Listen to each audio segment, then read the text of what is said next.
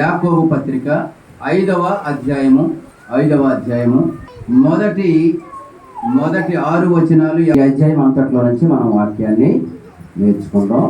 యాకోబు పత్రికను ఎవరు రాశారు అంటే యాకోబు రాశారు. ఈ యాకోబు యేసు క్రీస్తు యొక్క సహోదరుడు. అలాగే యోధా పత్రికను రాసిన యోధా కూడా యేసు క్రీస్తు యొక్క సహోదరుడు. అంటే మరియమ్మ గారికి యేసయ్య పుట్టిన తర్వాత ఇంకా కుమారులు కుమార్తెలు కూడా పుట్టారు. అంతేకాకుండా ఈ పత్రికను ఎప్పుడు రాశారు యాకోబు గారు అంటే క్రీస్తు శకము 46 నుంచి 49 ఈ మధ్య కాలంలో ఈ యాకోబు పత్రికను రాయడం జరిగింది. ఈ యాకోబు పత్రికలో ఉన్నటువంటి ప్రాముఖ్యమైన విషయం ఏంటంటే దేవునిలో ఎదిగిన వారు ఎలా ఉంటారు, ఇది ఈ యాకోబు పత్రికలో ఉన్న సంగతి. యాకోబు పత్రికలో 1వ అధ్యాయంలో ఉన్న సంగతి ఏంటంటే దేవునిలో ఎదిగిన వారు శోధనలు సహించుకుంటారు. ఇది 1వ అధ్యాయంలో ఉన్న సంగతి. 2వ అధ్యాయంలో ఉన్న విషయం ఏంటంటే దేవునిలో ఎదిగిన వారు విశ్వాసము కలిగి ప్రేమ కలిగి క్రియలు చేసేవారుగా ఉంటారు. ఇది 2వ అధ్యాయంలో ఉన్న సంగతి. 3వ అధ్యాయంలో ఉన్న సంగతి ఏంటంటే దేవునిలో ఎదిగిన వారు తమ నాలుకలను అదుపులో ఉంచుకుంటారు. 4వ అధ్యాయంలో దేవునిలో ఎదిగిన వారు అందరితోటి సమాధానముగా ఉంటారు కానీ సమస్యలు సృష్టించరు. ఇది 4వ అధ్యాయం. 5వ అధ్యాయంలో ఉన్న సంగతి ఏంటంటే దేవుల్లో ఎదిగిన వారు ప్రతి విషయంలోనూ ప్రతి పరిస్థితిలోనూ ప్రార్థించేవారుగా ఉంటారు. ఇది యాకోబు పత్రికలో ఉన్న 5 అధ్యాయాల గురించిన సారాంశం. అందుచేత దేవునిలో ఎదిగిన వారు ఎలా ఉంటారు?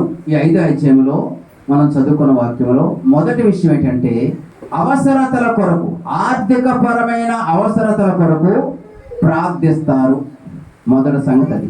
మన అవసరతల కొరకు మనం ఏమి చేయాలి? ప్రార్థించేవారుగా మనము ఉండాలి.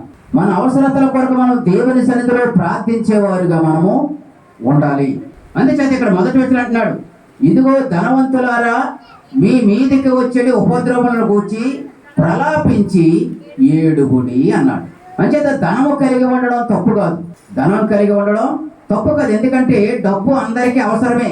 అవసరం లేదు అన్నవారు ఎవరు ఉండరు. కోటేశ్వర్లు ఉన్నా వారికి కూడా డబ్బు అవసరమే, పేదవారు ఉన్నా వారికి కూడా డబ్బు అవసరమే. కానీ ధనం ఉండడం మంచిది. ఆ ధనం వెంబడి మనం వెళ్ళకూడదు. ధనం చెప్పినట్లుగా మనం నడుచుకోకూడదు. ఎవరు చెప్పినట్లుగా నడుచుకోవాలి? దేవుడు చెప్పినట్లుగా మనము నడుచుకోవాలి. అందుకని తిమోతికి రాసినటువంటి మొదటి పత్రిక 6వ అధ్యాయంలో ధనవంతులను గూర్చి అక్కడ ఒక మాట రాయబడం చదువుదాం చూడండి. 6వ అధ్యాయం 17వ వచనం, యుగమందు ధనవంతులైన వారు గర్విష్ఠులు కాక అస్థిరమైన ధనమునందు నమ్మిక ఉంచగా సుఖముగా అనుభవించుటకు సమస్తమును మనకు ధారాళముగా దయచేయు దేవుని యందే నమ్మిక ఉంచుడని ఆజ్ఞాపించుము. అంటే ధనవంతులకి ఏముంటది? గర్వం ఉంటది. ధనవంతుల మనసు ఎక్కడ ఉంటది? ధనం మీద ఉంటది. ధనవంతులు చెప్పండి, ధనవంతులకి భక్తి కన్నా దేవుని భయం కన్నా డబ్బును కూర్చున్నటువంటి ఆశ ఆలోచన ఎక్కువ ఉంటది. అది ఈ రోజుల్లో మరి ఎక్కువైంది. అందుచేత డబ్బు ఉండడం మంచిదే, కానీ డబ్బుకు నోరు ఉండదు. డబ్బుకి ఏముండదు? నోరు ఉండదు, కానీ మాట్లాడుతుంది. డబ్బుకు నోరు ఉండదు కానీ ఏం చేస్తుంది? మాట్లాడుతుంది. డబ్బుకు ప్రాణం లేదు, కానీ మనుషుల్ని ఏం చేస్తూ ఉంటుంది? బ్రతికిస్తుంది. ఎవరు? డబ్బు. హాస్పిటల్కి వెళ్ళేవనుకోండి, ముందు 2 లక్షలు ఎలా పెట్టి అంటాడు. ఆ 2 లక్షలు పెడితే మనిషికి ట్రీట్మెంట్ చేస్తాడు. అవునా కదా?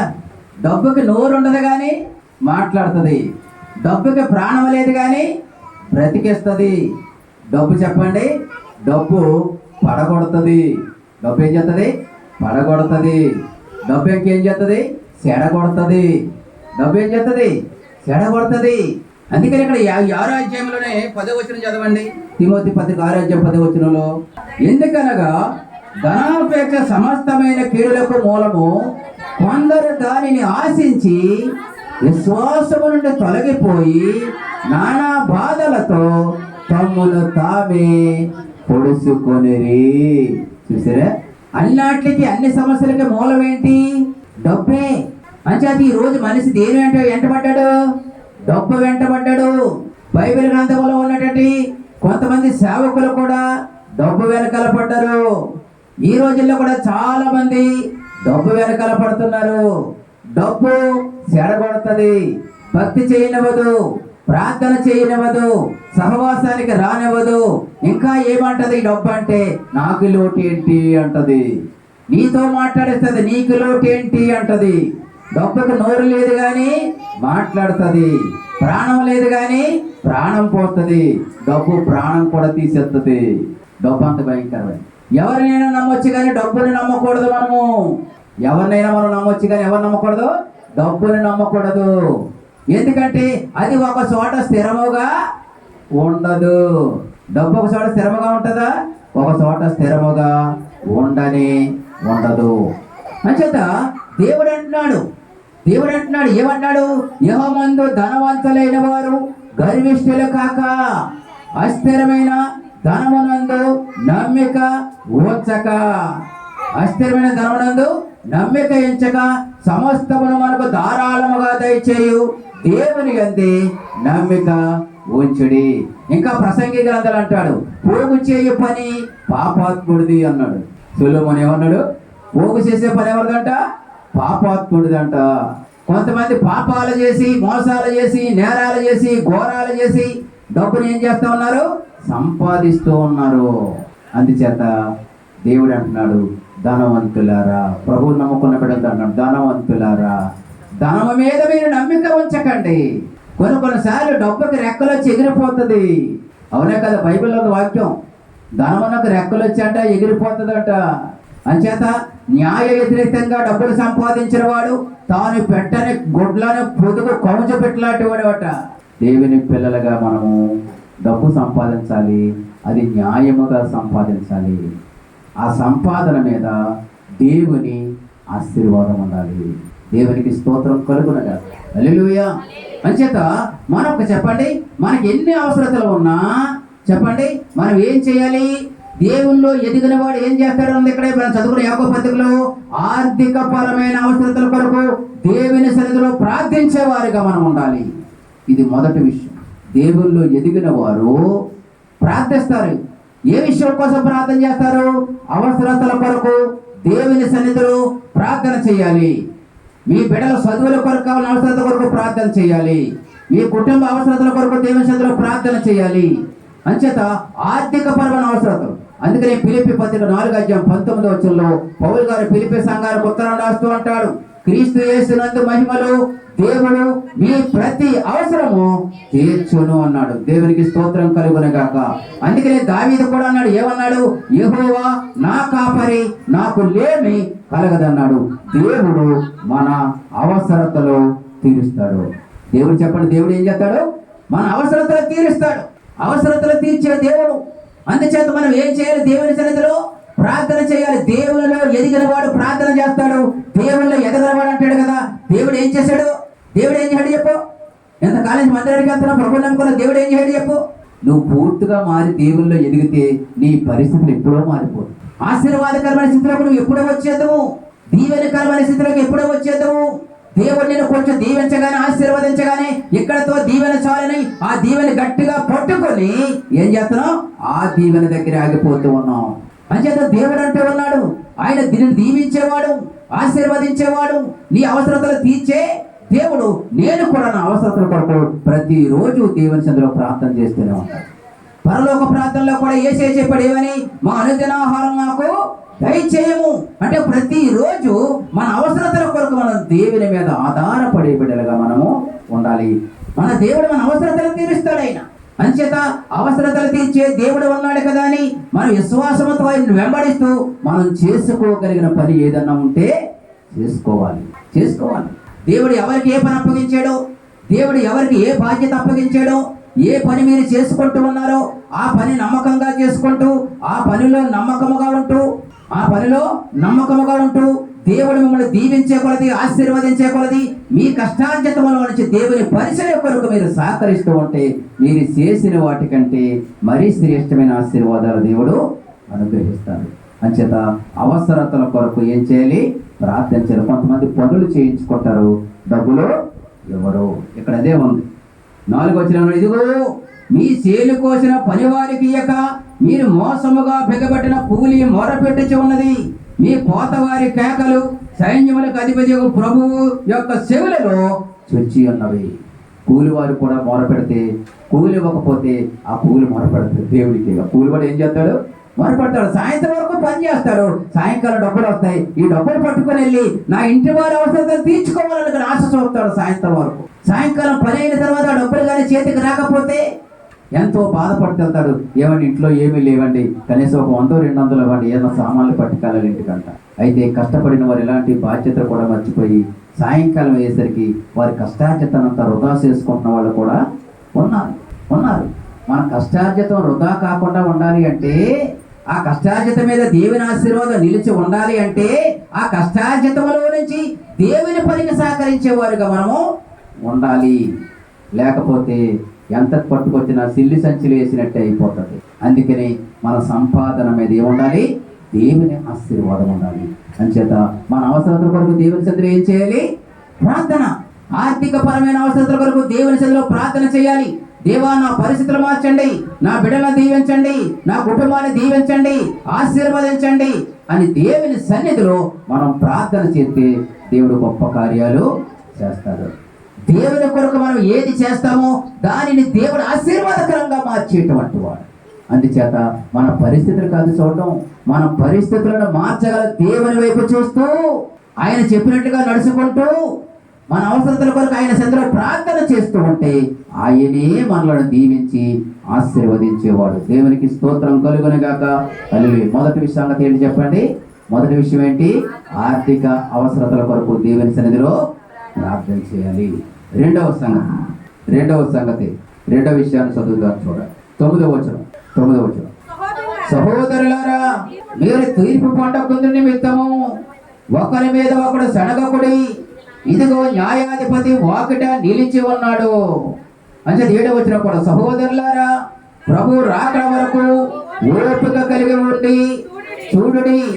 వ్యవసాయకుడు తొలకరి వర్షమును కడవరి వర్షమును సమకూడు వరకు విలువైన భూఫలము నిమిత్తము ఓపికతో కాచుకొనచ్చు దాని కొరకు కనిపెట్టుదురు కదా. అంచేత ఇక్కడ రెండవ సంగతి ఏంటంటే, ఈ భౌతిక అవసరాల కొరకు కూడా మనం దేవుని సన్నిధిలో ఏం చేయాలి? ప్రార్థన చేయాలి. భౌతిక అవసరాలు అంటే ఏంటి? తినడానికి తిండి, త్రాగడానికి నీళ్లు, కట్టుకోవడానికి వస్త్రం, ఉండడానికి నీడ. ఇవి భౌతికమైన అవసరాలు.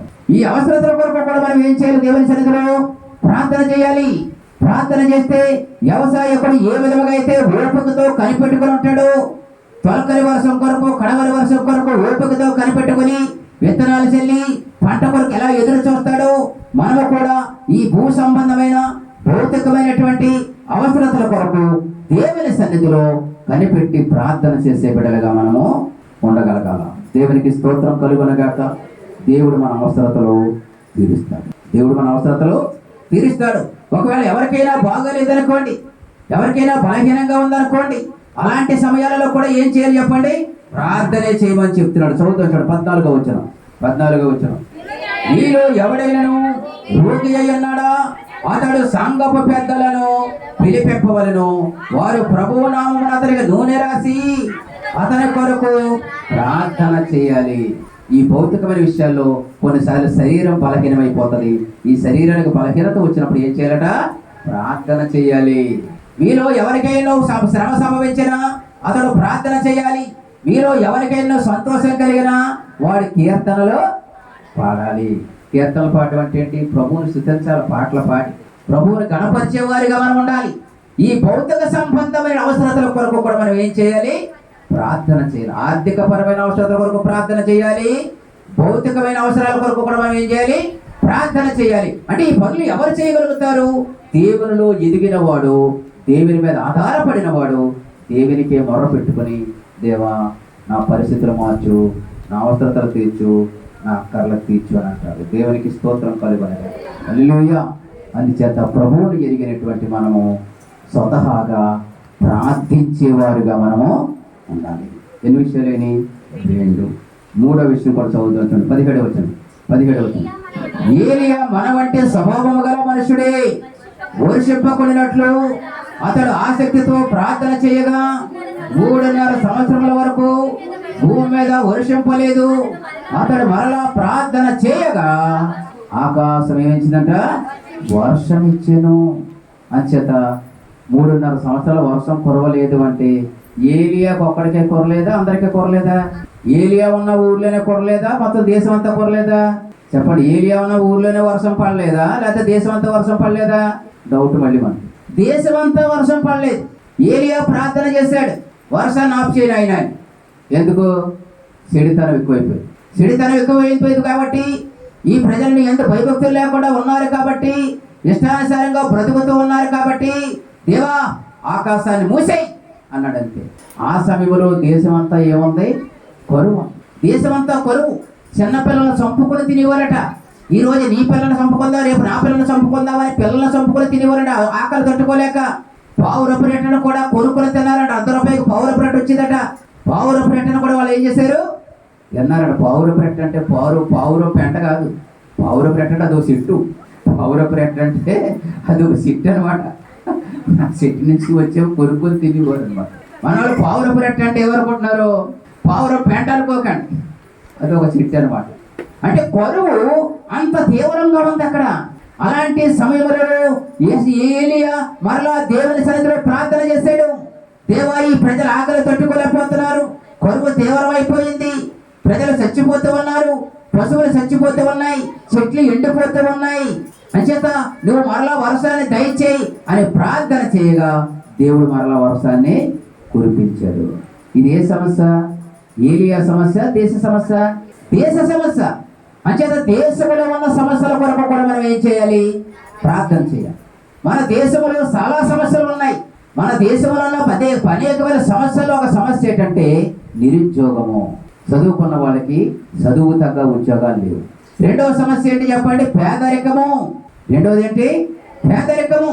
పేదరికంలో చాలా మంది అలమటించిపోతూ ఉన్నారు.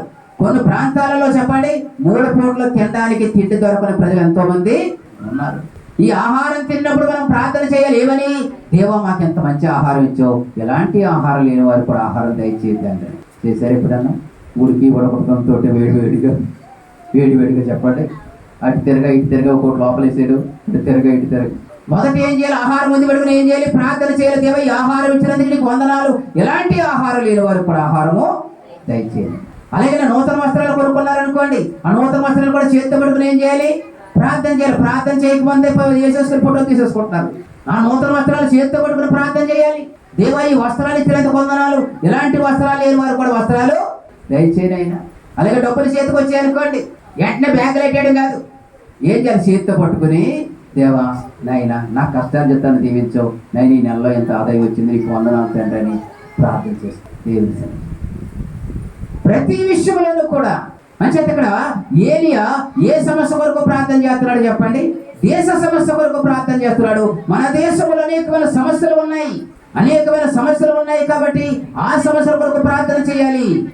దేశ సమస్యల కొరకు, జాతీయ సమస్యల కొరకు, అంతర్జాతీయ సమస్యల కొరకు మనం ప్రార్థించేవారుగా ఉండాలి. ఏలియా జాతీయ సమస్య కొరకు ఏం చేస్తున్నాడు? ప్రార్థన చేశాడు. దేవుడు ఆ ప్రార్థన ఆలకించాడు. ఆ ప్రార్థనకు ప్రతిఫలము దేవుడు దయచేశాడు. దేవునికి స్తోత్రం కలుగునుగాక. హల్లెలూయా. చివరిగా మరొక మాట చదువుకుందాం. యాకోబు పత్రిక 5వ అధ్యాయము 19వ వచనం. నా సహోదరులారా, మీలో ఎవడైనను సత్యమునకు తొలగిపోయినప్పుడు మరి ఒకడు అతనిని సత్యమునకు మళ్లించిన యెడల పాపిని వారి తప్పు మార్గము నుండి మళ్లించేవాడు మరణము నుండి ఒక ఆత్మను రక్షించునని, అనేక పాపలను కప్పివేయనని తాను తెలుసుకొనవలెను చెప్తాడు. ఎక్కడేమన్నాడు? సంఘ సమస్యల కొరకు ప్రార్థన చేయాలి. ఏ సమస్య కొరకు? సంఘ సమస్యల కొరకు. సంఘంలో సమస్యలు ఉంటాయి. సంఘంలో ఏముంటాయి? సమస్యలు ఉంటాయి. ఎవరు ఎలా ఉంటారో తెలియదు. ఎవరు మనస్తత్వం ఎప్పుడు ఎలా మారిపోతే ఎవరికి తెలియదు. ఏ వ్యక్తి దేవునికి ఎప్పుడైతే దూరం అయిపోతాడు ఎవరికి తెలియదు. ఇక్కడ అంటున్నాడు, ఎవడైనా సంఘ సహవాసానికి దూరం అయిపోయి లోకంలో కలిసిపోతే అలాంటి మనుషుని మళ్ళీ ఎక్కడ తీసుకురమ్మంటున్నారు? దేవుల్లోనికి తీసుకురావాలి. తప్పు మార్గం నుంచి మళ్ళీ దేవుల్లోనికి తీసుకురమ్మంటున్నాడు. సంఘంలో సమస్యలు ఉంటాయి, ఉంటాయి. కుటుంబంలో సమస్యలు ఉంటాయి. కుటుంబంలో ఏముంటాయి? సమస్యలు ఉంటాయి. ఏ సమస్య లేదు, మా కుటుంబం సాఫీగా పోతుందన్న వాళ్ళు చేతులు ఎత్తన్నా ఒకసారి చెప్పట్టుకోవడం. మా కుటుంబంలో ఏ సమస్య లేదండి అన్నవాళ్ళు. కుటుంబంలో సమస్యలు ఉంటాయి. మనం దెబ్బలాడుకుంటే అప్పుడు తెలుస్తూ ఉంటుంది బయట వాడికి వీళ్ళు ఉన్నారో ఇంట్లోనని.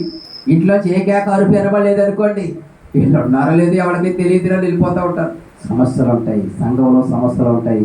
ఈ సంఘంలో ఉన్న సమస్యల కొరకు మనం ఏం చేయాలి చెప్పండి? ప్రార్థన, ప్రార్థన, ప్రార్థన. మనం చేసేటువంటి ప్రార్థన దేవుడు ఆలకించి, ఏ వ్యక్తి అయితే సరిగా లేడు, ఏ వ్యక్తి యొక్క ప్రవర్తన బాగోలేదు, ఏ సహోదరి ప్రవర్తన బాగోలేదు, ఏ సేవకుడి ప్రవర్తన బాగోలేదు, దేవుడు మన ప్రార్థనలో ఆలకించి ఆ వ్యక్తులను ఆయన ఏం చేస్తాడు? సరి చేస్తాడు. తన సహవాసములో మరలా వాళ్ళని నడిపిస్తాడు.